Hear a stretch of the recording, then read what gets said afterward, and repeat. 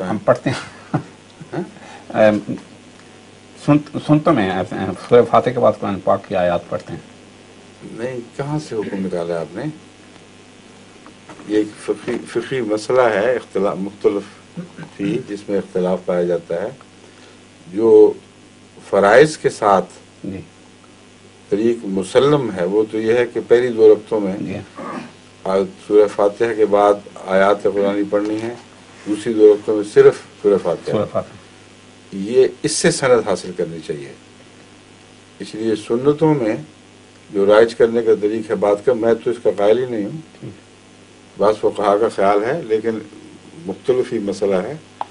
اور میری بنیادی دلیل یہی ہے کہ اگر یہ بات ہوتی تو فرائض سب سے زیادہ حقدار تھے اس بات کے کہ ان کی بقیہ 2 رکعتوں میں بھی سورہ فاتحہ کے بعد کوئی اور پڑھا جاتا. کلیئر.